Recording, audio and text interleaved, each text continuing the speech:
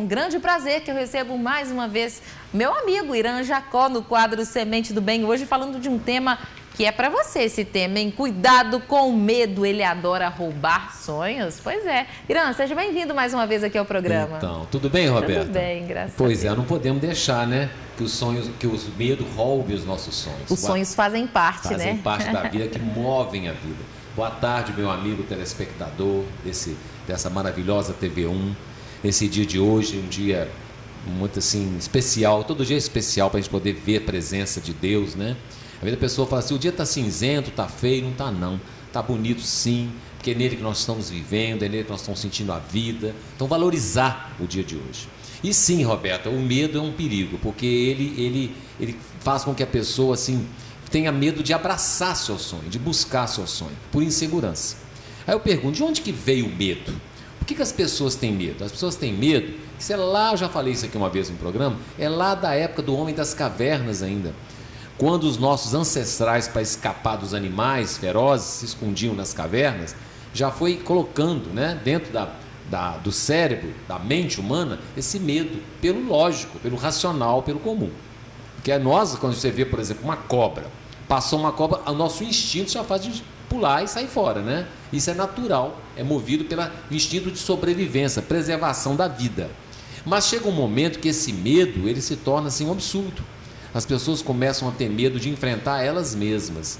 Tem medo da vida, tem medo do amanhã, tem medo das responsabilidades, acham que não vão dar conta. Então o medo, ele assusta um pouco. Agora, ele é, até certo ponto, benéfico, porque, veja só, como já falei aqui, as crianças não têm medo de nada, vão andando, atravessam ruas, se você não chamar atenção, o sujeito vai cair dentro de um buraco, né? Então, assim, o medo, ele é benéfico, até certo ponto que ele preserva, ele nos guarnece. Chega determinado momento que esse medo começa a ser um empecilho na vida profissional das pessoas, na vida íntima, no coração, no sentimento, em tudo. Então, eu coloco assim, por exemplo, como se fosse uma balança. Num prato, você coloca, por exemplo, o medo.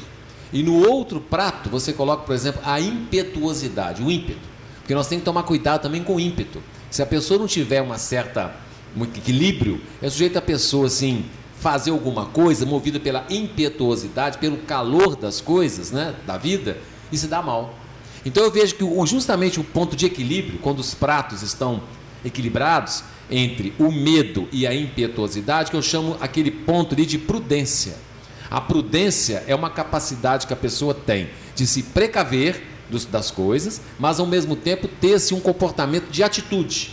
A pessoa vai se lançar ao trabalho, vai se lançar numa inovação, e toda inovação tem risco.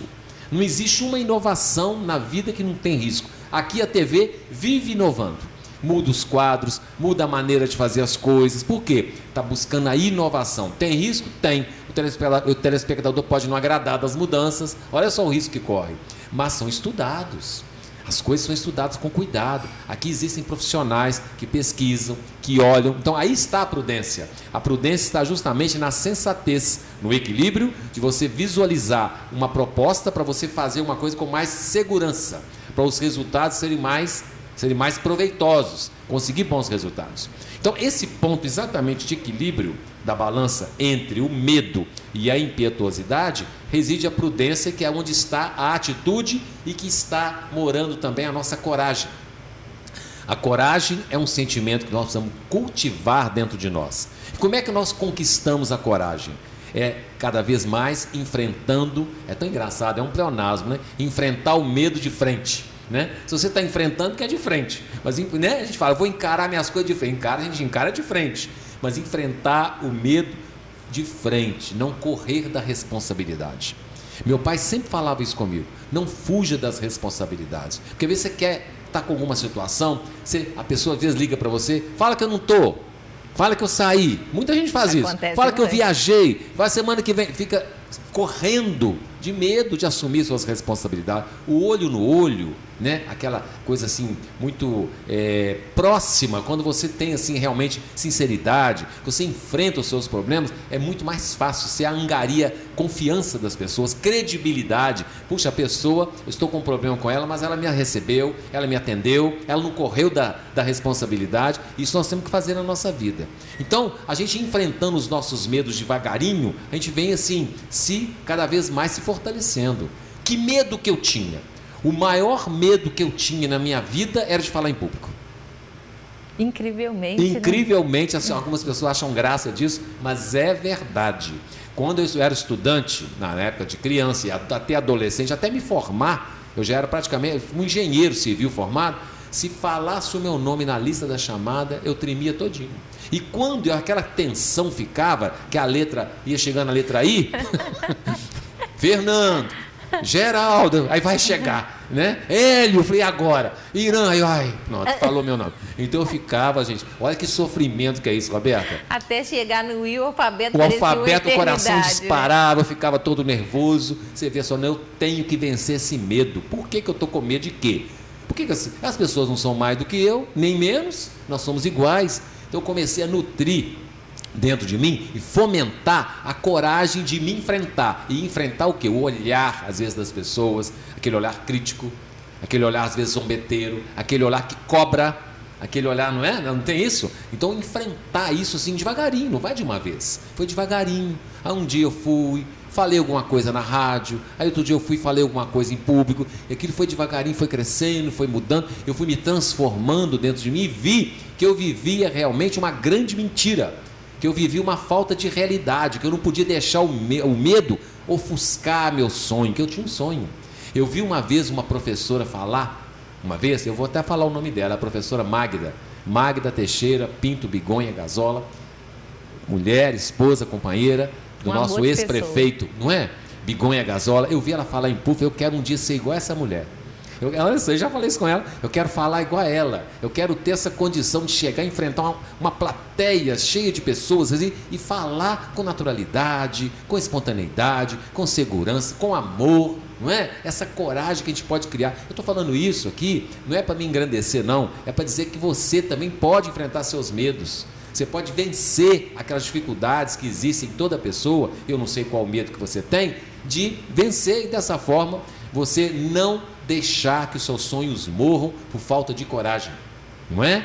A palavra de Deus fala bem clara no Salmo 23, diz assim, deixa eu ver se eu me recordo: tudo posso naquele que me fortalece, mesmo que eu ande pelo vale das sombras da morte, não temerei mal algum, porque tu estás comigo, a tua vara e o teu cajado me consolam.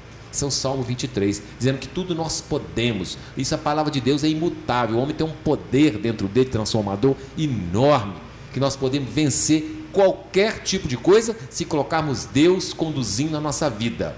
Mesmo nos problemas difíceis, nas dificuldades, você fala, isso aí tem alguma coisa, um recado de Deus para mim. O que Deus está falando? Por que está acontecendo isso na minha vida? Por que eu estou com medo de enfrentar essa situação? Não é fato?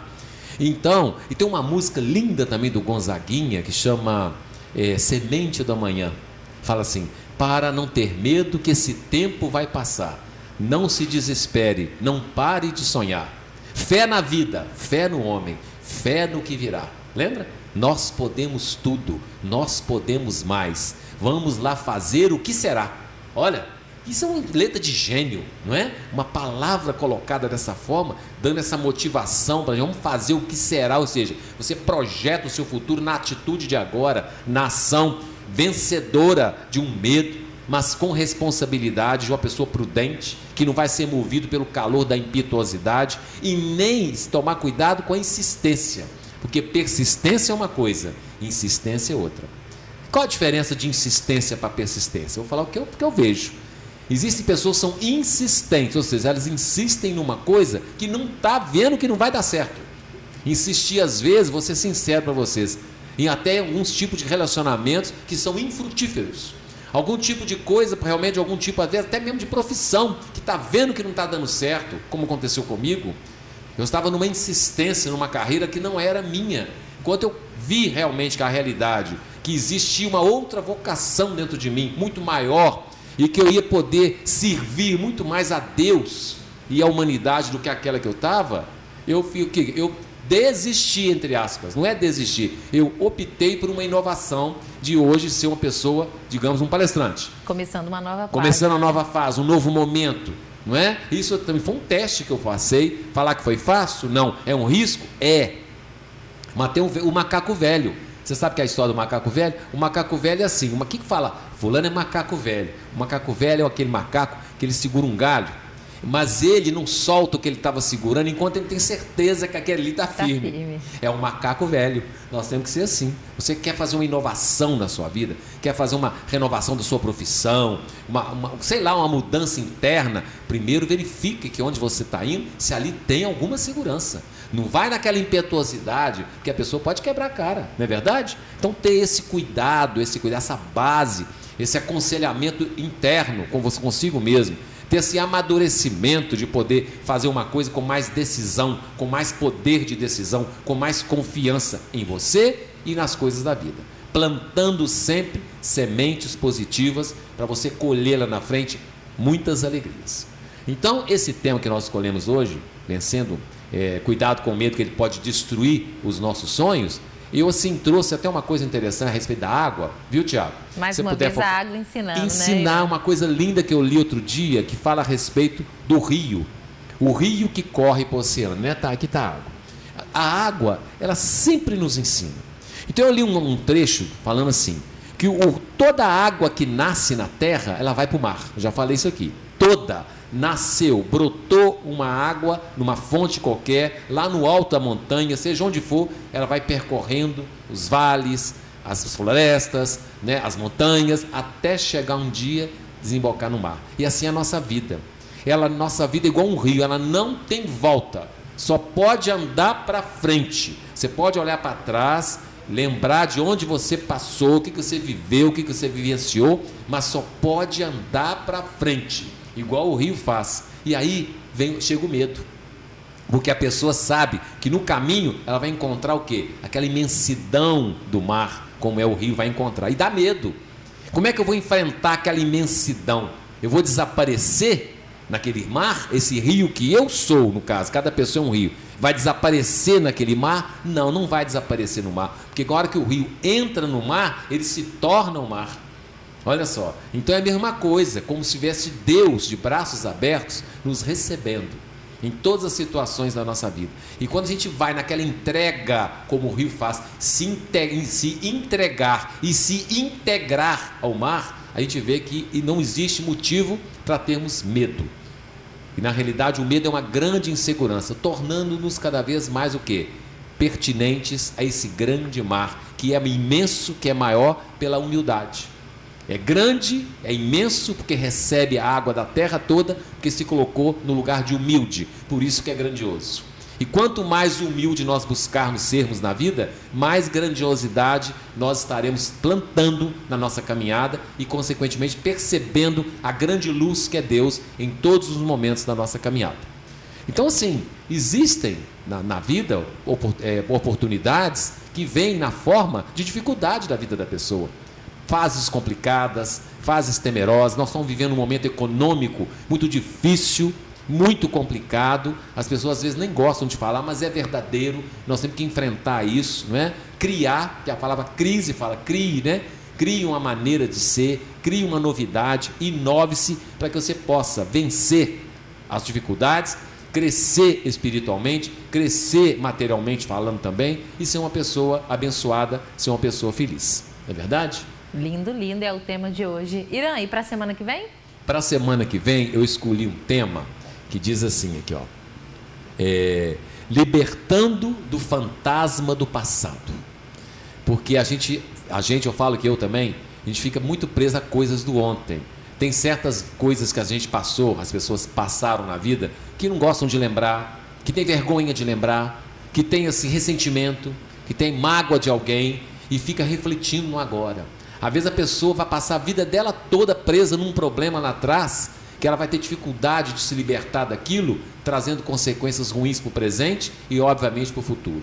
O passado, ele tem que ser, assim, de aprendizado e não de ficar preso a ele. Então, um tema que eu acho assim que cabe para qualquer pessoa, libertando-se do passado, dos fantasmas do passado. Né? Próxima quarta-feira, se Deus quiser. Próxima quarta-feira, estamos aí. Irã, mais uma vez, muito obrigada e Eu até te lá. agradeço, até lá. O programa vai para um breve apoio cultural, volto já, não saia daí.